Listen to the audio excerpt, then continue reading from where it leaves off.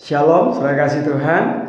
Hari ini kita mengucap syukur karena Tuhan memberikan hari yang baru buat saya dan saudara untuk kita nikmati, untuk kita isi dengan sesuatu yang benar, yang sesuai dengan apa yang Allah mau.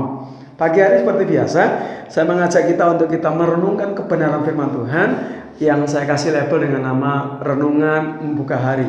Doa saya dengan setiap perenungan yang saya bagikan setiap pagi ini boleh menjadi tuntunan yang baik untuk saudara berjalan dalam tuntunannya Tuhan, berjalan dalam kebenaran firman Tuhan.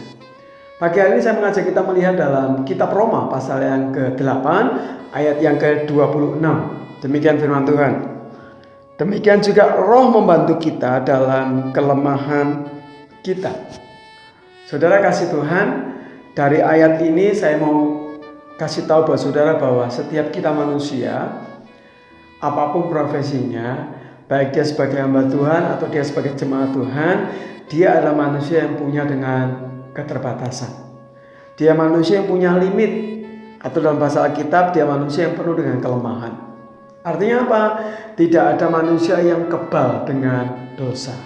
Tidak ada manusia yang tidak bisa jatuh dalam dosa. Setiap orang dimungkinkan untuk hidupnya jatuh dalam dosa. Kenapa? Karena kita masih punya natur dosa.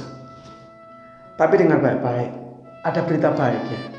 Firman Tuhan mengatakan Roh Kudus membantu kita dalam kelemahan kita. Artinya gini, dalam kelemahan yang kita miliki, ada Roh Kudus yang akan memampukan kita, ada Roh Kudus yang akan menopang kita, ada Roh Kudus yang senantiasa menuntun kita untuk berjalan dalam kebenarannya Tuhan.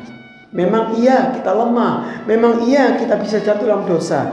Tapi saya percaya ketika Roh Kudus menuntun hidup saya dan saudara, maka kita akan berjalan dalam kebenarannya Tuhan.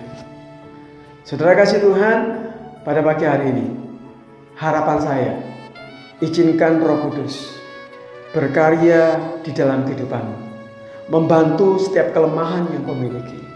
Mari kita jujur di hadapan Tuhan, kelemahan-kelemahan yang kita miliki, dan minta penyertaan Roh Kudus untuk memampukan kita, untuk melepaskan dari setiap kelemahan-kelemahan dosa, kebiasaan-kebiasaan yang buruk, yang tidak baik, yang tidak berkenan di hadapan Tuhan.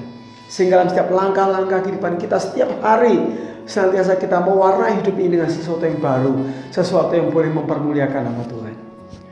Saya percaya ketika hidupmu dipimpin dalam kebenaran Tuhan, ketika hidupmu dipimpin oleh Roh Kudus, maka Roh Kudus akan membawamu kepada sesuatu yang penuh dengan kebaikan.